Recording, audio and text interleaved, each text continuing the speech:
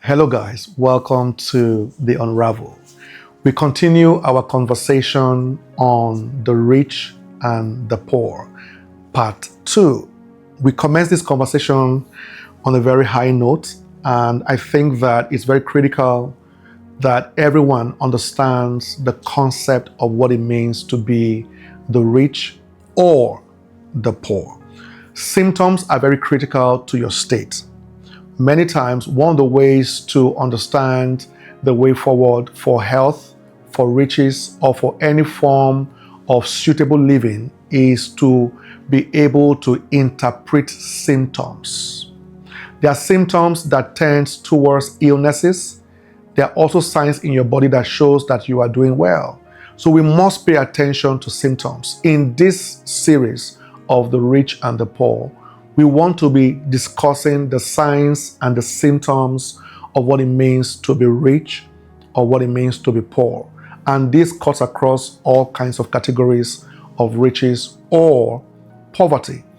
And we begin the conversation on this episode by a very strong statement, which is nobody has a money problem.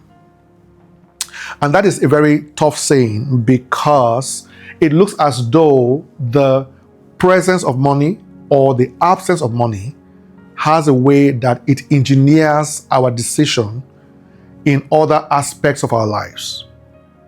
So you are probably living in the city you live because of the kind of job you want to embrace, right? So a job might offer you some kind of payment that will determine the city that you are currently living. It's even possible that the presence or the absence of money is influencing the man that you want to marry or the woman you want to marry. So many decisions of our lives are influenced by the presence of money and even the absence of money. So we can't take away the conversation about money. The only thing that worries me is that in many climes, we make it look like the absence of money is the problem or the presence of sufficient money is the solution. And we have seen that neither of these two realities is the truth, because your life isn't better because you have more money, and your life isn't so bad because you don't have enough money. We have used money to engineer and determine our realities in a way that it's a corruption of mentality. To think that your value is measured by your resources. We almost feel like a person is as important as his financial worth. The more money you have, the more importance you have. That has become a norm in the thinking of people. So money has been empowered so strongly that it rates as one of the highest currencies of life. And as we discussed in some other series, we'll be doing much later on the greatest forces on earth, you will come to see that money probably is not in the top 5 currencies of life. So I'm trying to say here that money is not the problem. There are many problems, and there will always be problems. And in fact, it's a good thing that there are problems. But money is not the problem. Nobody, in my opinion, has a money problem. I think that we may have a mind problem. We may have a thinking problem. We may have a culture problem, but nobody truly has a money problem. I think the only person that could have been able to make this argument would have been Adam. But Adam was deprived of the ability to make such an argument because he was positioned in a place that had supply. And you will see in that conversation that even though he was positioned in a place that had supplies, it was not handed over to him. When Adam was positioned in the garden, there was a prerequisite to his accommodation. The prerequisite was that you will keep and you will tend this garden. That brings us to management.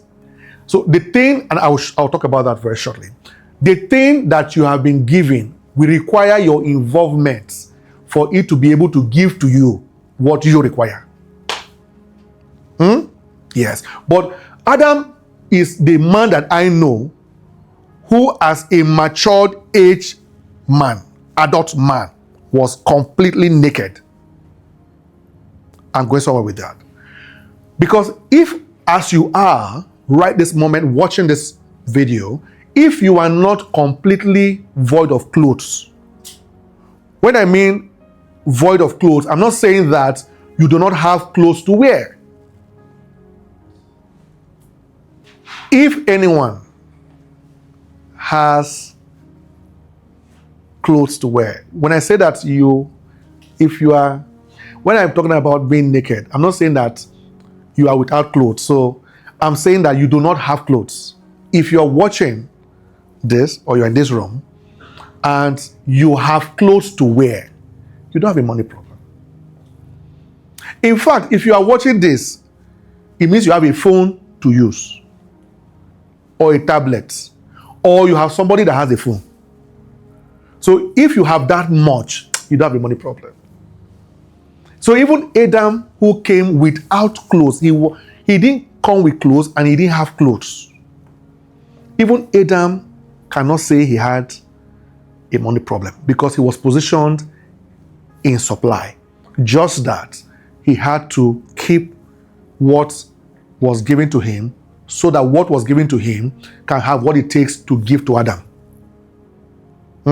So the supply was given, but the supply had to be kept and nurtured to be able to generate what it required to replenish itself, to fend for Adam and his family. All right? And that is the policy of the rich. That the rich understands that supply is not what determines sufficiency. Many times, the reason why beggars beg is that they think that if you supply them, they will be sufficient. And the rich understands that no supply is enough to give you sufficiency. It is what you work with the supply that produces sufficiencies.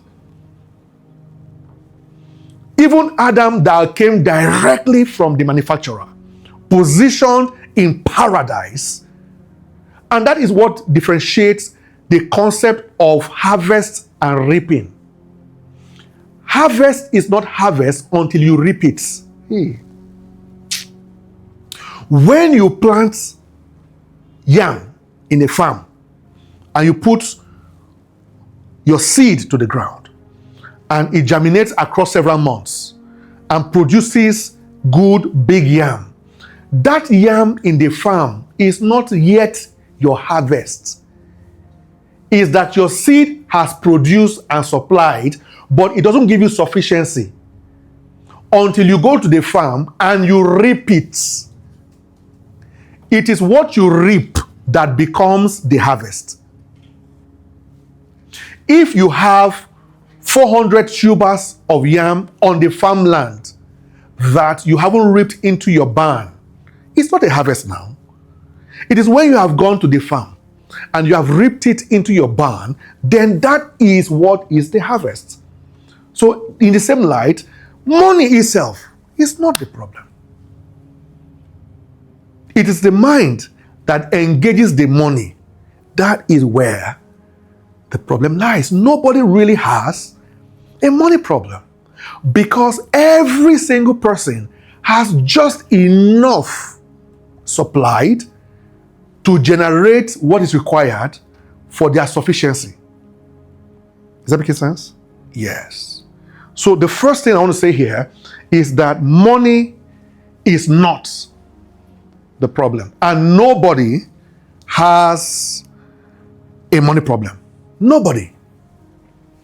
If you have a shoe, a shirt, slippers, a cap, anyhow it's bad, you can get 3K from inside. If you can generate 3K from what you are wearing, you don't have a money problem. For those of you who have read my first book, The Problem Power, I said very clearly there that I began my first business without capital, with zero capital. Zero capital. You see, God gave you a head so you can give him rest. If you can put that head to work, you will give both God and yourself rest. Because the real problem is what? Is a mind problem. Nobody has a money problem. Number two, like I said in the beginning, I said that we have problems and we even need problems. But money is not the problem. But we have problems. We need problems. But money is not the problem. Because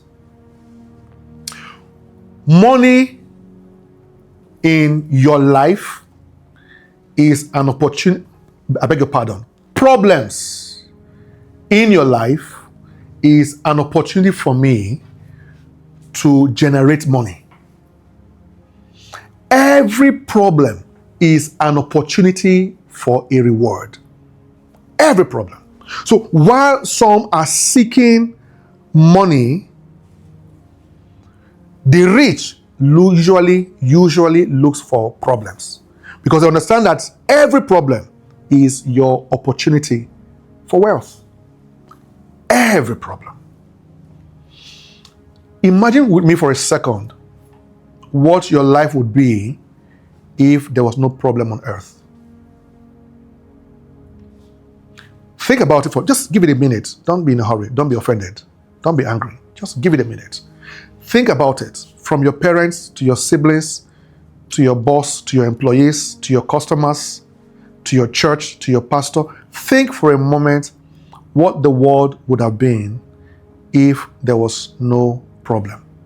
And I know you want to argue and say that, but God put Adam in paradise, in the Garden of Eden, and there was no problem there. Excuse me, but the serpent was in the garden. Excuse me, ma. Oh, it's not in your Bible? Did you hear that the serpent met Eve in a vision?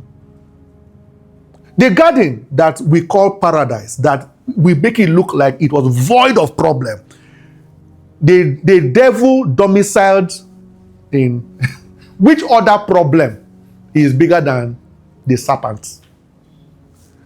The devil. The garden that God designed in elegance, in beauty, in splendor, was also inhabited by a snake. The devil.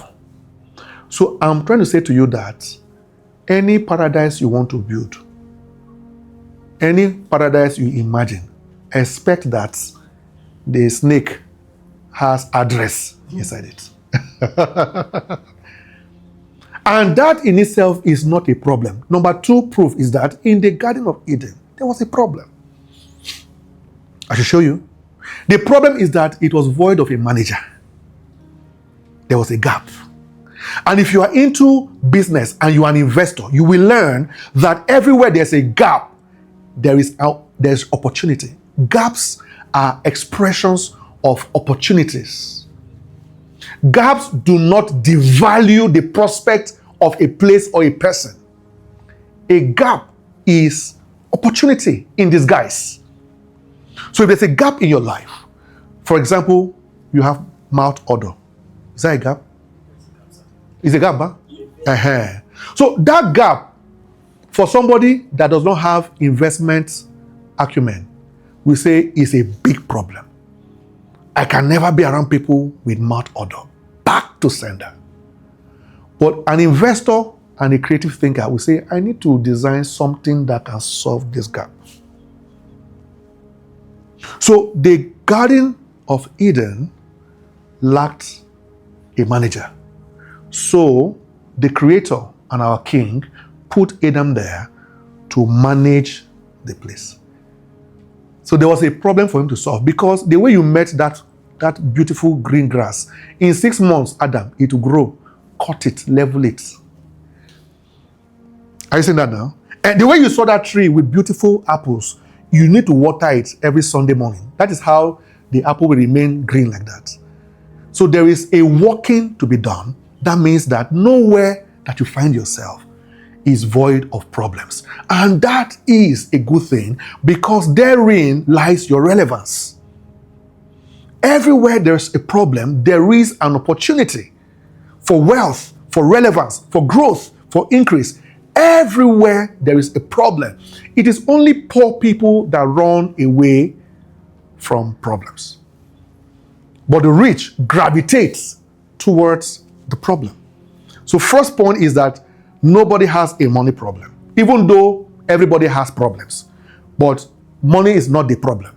Number two is that everywhere there is a problem, there is an opportunity for wealth, and there is an opportunity for relevance. Number three, this is very important. In fact, I'm wishing that I could put this on the screen. What you make in itself alone will never make you rich, but it is what you multiply. Did you get that? What you are able to make cannot make you rich. It is what you are able to multiply that is able to make you rich. Many times, our emphasis is to make money. When we discuss the issues of wealth, we want to what? Make money. For better context, we want to get money. But getting the money is not what will make you rich. You see, that word replenish, multiply, was a commandment we saw also in Genesis. Replenish and what? That is the foundation of true riches. Is that even though I have made a garden for you, that in itself cannot make you rich, Adam. It is what you do with that garden that contains your wealth. Is it making sense to you? So God took the time to make. And He's a good maker. Do we agree with that? But what He made for Adam was not where Adam's wealth lied. It is what Adam is able to do.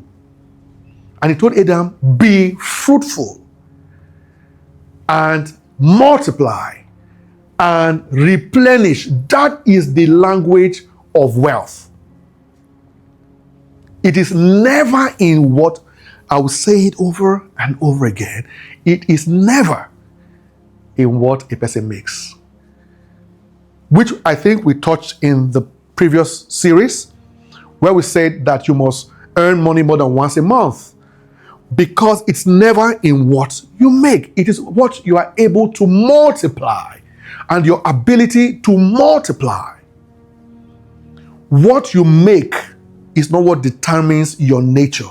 It is what you are able to multiply that really expresses your nature. Is it entering now?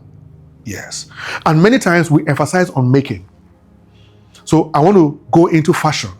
And I want to sew, and I want to sell, and I want to sew, and I want to sell. And then we do that for 6 months, and after 6 months, it shuts down. You know why? Because we are not being fruitful, and we are not multiplying. You see that now? Aha. So the real question is, what are you able to do to multiply what you are making?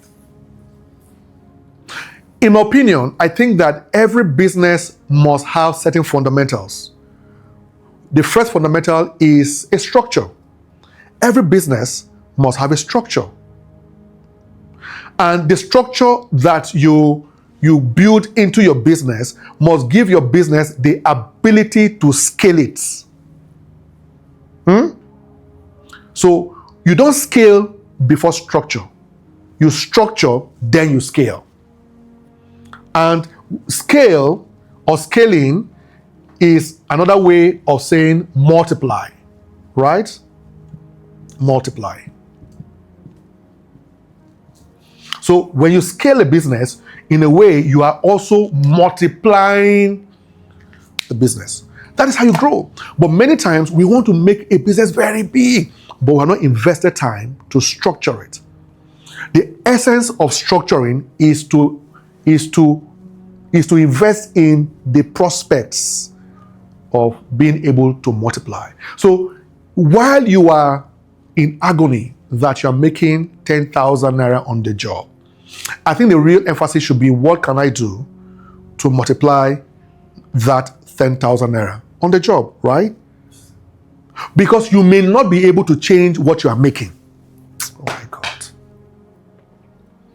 So when you can't change what you're making, you must now shift your emphasis to how to multiply what you have made. Because many of us, for many reasons, beyond our control, cannot change what we are making for the next 3 years. But you have a privilege and a duty to multiply what you are making. Write this down. You either increase what comes to you, or you reduce what goes out. This is a principle of management. You either increase what comes to you, or to rephrase that, you reduce waste. I think that's a better way to put it. Either you increase what you are getting by multiplication, because there will be a time that you may not be able to have enough to multiply. At that time, you now check what is leaving you. If you can increase what is coming in, you must put an eye on what is going out. And we said in the part 1 of this series that when you own a business, you are not just a business owner. You must also learn to be an accountant, a record keeper. You must be accountable. When I say accountant, I'm just trying to say that you must be accountable for what you have. And in being accountable is one of the ways that you can checkmate what goes out. And you cannot really measure what is going out if you don't have a scale to measure what is coming in. Some of us cannot even tell how much we have made in a year. If I ask you, what is your total income? What is your total revenue for 2024, for 2025? Many of us cannot give that record. To build the character of the rich, you must be able to track what is coming in and track what is going out. If I ask you, how much did you make as your total revenue last year? You should have that answer right away. If I asked you that from your revenue, what was your profit? You should be able to answer that right away. If I ask you that what was your total salary for last year and where did the money go to? You should be able to have that answer right away. Because the answer to those questions will also determine the state of your life. You will know how well you are doing with what is coming in when you can see what is coming and when you can see what is going. If you can't see it, you can't help it. If you can't track it, you can't help it. You need to have a tracking system of what is coming in and what is going out. Because sometimes what is coming in is not a problem. It is how it is going out. And if you track it properly, you can now tell in our financial records for our businesses. They give us the total revenue. And in the total revenue, I mean, some of you are here and you know what we do. And in that revenue, you will see total income made. And then you will see the cost of the business, right? Which is, if we're doing, let's say the bakery, the cost of the raw materials. Then beyond that, again, you will see the operational cost. And then one of the things we do as a culture is that even for the operational cost, we do an operational cost summary. And that summary will give us lump sums of where monies went to. So even though we spend, let's say, 3 million as the operational cost in the business, we can tell that from that 3 million, 500,000 went for diesel. From that 3 million, 1 million went to pay for units for lights.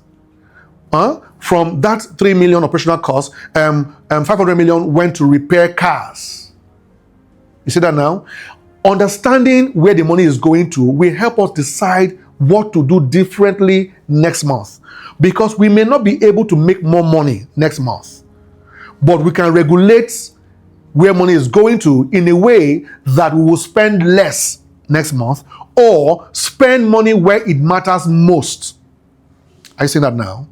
And if we spend money where it matters most, then we have the prospects of multiplying what we are making. Are you seeing that now? So that culture to track your resources. Many of us will write down what we make, but we never write down what we spend. You must note it down. You must be able to sit down and communicate with your spending life and see where something is missing. The money you send to the village, is it more than the money you put back into the business? Are you seeing that now? Mm-hmm. You need to even set a money that funds a reward system. If the business cannot reward you, then what are you doing in the business? There's nothing wrong with buying chicken every now and then. So there's an allocation that when I make 1 million naira, 50,000 naira is just to go and eat chicken and enjoy ice cream. You know what I'm saying, right? 50K, 100K is just to lavish on my wife. Let me just use it and just tell my wife that I love you. There must be a reward system. But it all begins when you become accountable for what comes in and what goes out. So you either increase what comes in or you reduce what is wasted. Waste is a commodity that cannot be completely eliminated. I don't know if this is making sense. I don't think that there's really much we can do to avoid absolute waste. Even when you have your bath, you can use less water to have your bath. When you brush, you can use less toothpaste to brush. When you make your hair with an attachment, when you finish, there's a lot of it on the floor. You cannot say that this attachment I bought with 75,000, everything must be on this hair. No, the lady will see trim some things. When she's done, she will trim. So waste is hard to eliminate 100% in almost anything that we are doing, right? You have a car, you cannot say, the moment I'm not moving, I will off my car. No, sometimes you park your car for 20 minutes and the car has to be on while you are parked. You may want to look at it as a kind of waste, but it is an essential waste. So I'm trying to say that there are different kinds of waste. There is bad waste and there is good waste. When you are peeling yam, it's not everything that you peeled that you are going to cook. Tomato is not everything that you peel that you are going to cook. Are you following me now?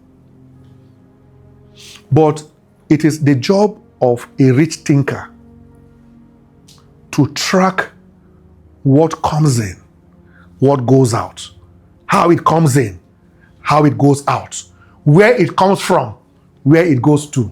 You must have that culture to track resources in and out. Many times we are so keen of what is coming that we don't focus on what is going. And after we have worked for 5 years, we sit down and we cannot tell.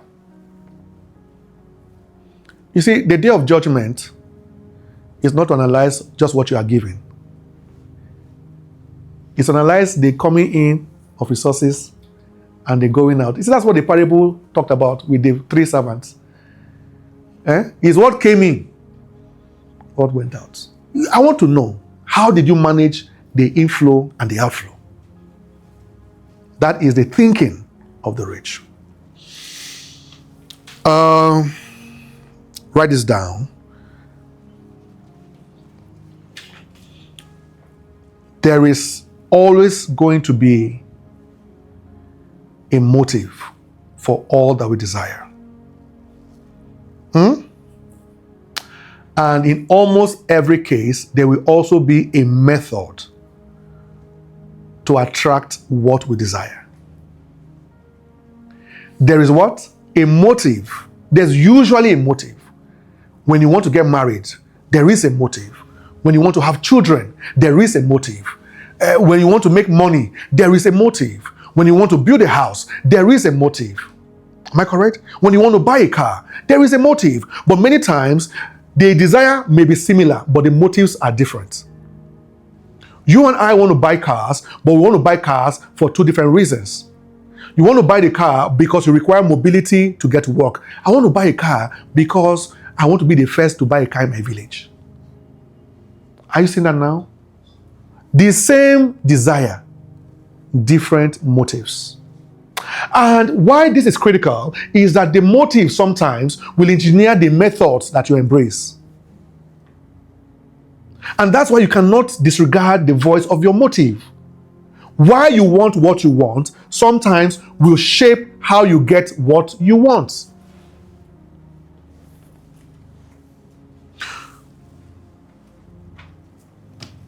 So many times the emphasis is what we want, what we want, what we want, but it's not a just emphasis. Because why you want what you want is something that we need to study. Because why you want it may shape how you get it. So if you're writing, write motive over method. Motives over method. I want to be rich, but why do you want to be rich? I want a husband, but why do you want a husband? Because if I know why you want a husband, I may understand how you got the husband. The things you are doing to get this husband is because of why you want the husband. Because if your why is correct, most times it's more likely that your how will be correct. But if your why for which you want the thing is corrupted, then the how by which you get the thing will very likely be corrupted.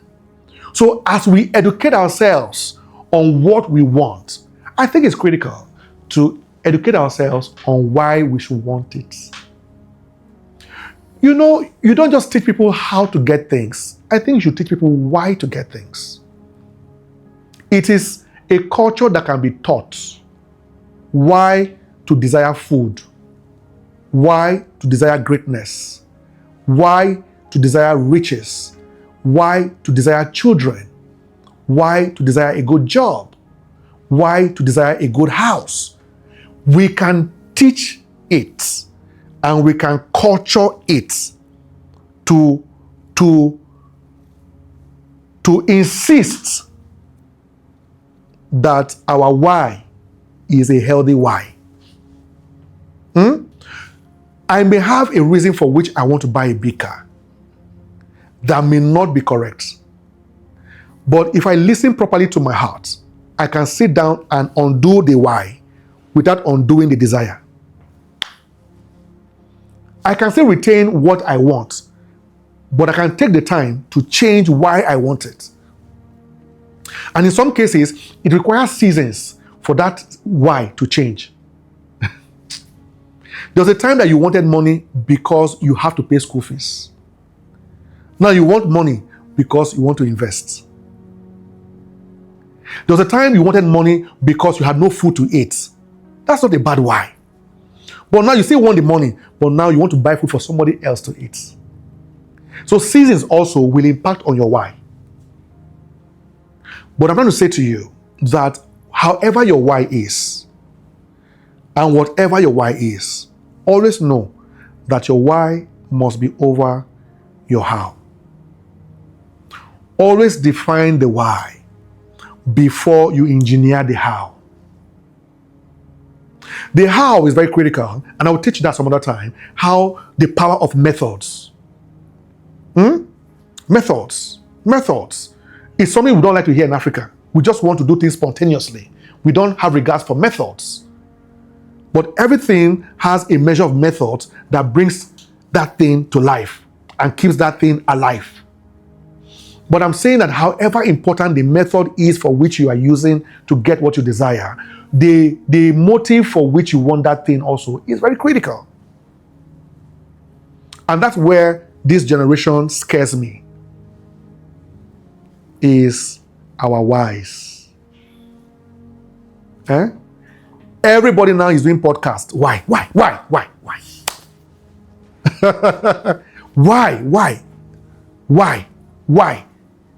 Even the thing you are saying, you don't understand what you are saying.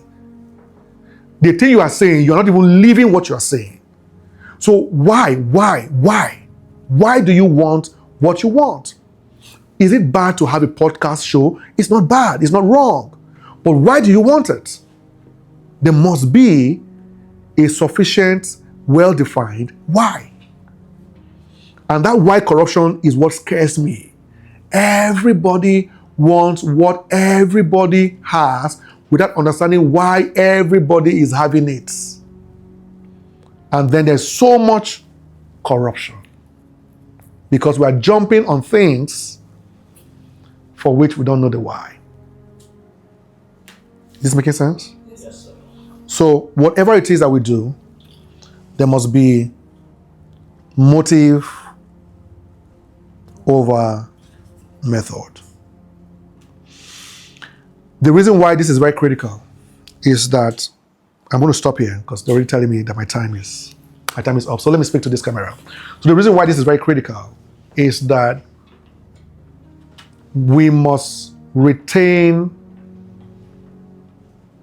integrity, not just of truth, but of ourselves. You don't want to get it at the expense of you. I pray you understand what I just said. Whatever you are getting, never get it at the expense of you. Never gain the world and lose your soul. Any gain should never be at the expense of you. Because many of us have gained many things and we can't find ourselves. So I go back to the Garden of Eden. You know that when God came by the cool of the evening to Adam, you know he asked Adam, oh my God. Damilola, what did he ask Adam? Adam, where are you? Because you have eaten something that has given you the knowledge you want. But now that you have that knowledge, do you know where you are? You see the point now? The reason why I put that fruit there was to checkmate your motive. It was a test of your motive. Because I had given you everything else you need for sustenance. If you would just walk it. But I said this particular one, don't touch it. Because if your motives are correct, everything else I've given to you should be enough. But you see, somebody said that, is it true that if you eat this thing, you will die? Will you surely die? But if you eat it, your eyes will be open. My eyes will be open. What Eve he asks is that, is there anything else that I should be seeing that I have not seen? I'm seeing the beauty of this paradise. We have named all these animals. We have achieved all of this. We built that paradise there. We built that paradise there. What else is there to see? I've seen enough. But because the motive did not transcend the method, and there was a desire for something for which the motive was corrupted. They could now see that they were naked, but they lost touch with themselves. So when the CEO showed up, the first question he asked is, Adam, where are you? And he was not bold enough to provide an answer. he threw the blame back because his motive is correct. He says, the woman you gave me. He sounds like a Nigerian. He's a woman that you gave me. There is a corruption of the age for which we pursue what we do not know. And we have embraced methods that have ruined destinies. That we are waking up one morning and we can't even tell who we are, how we are, even where we are. Because we have embraced a desire for something that is good, but with a motive that is wrong. All right, so I think I will close it here on this episode, on this series of the rich and the poor. God bless you. See you on the next one.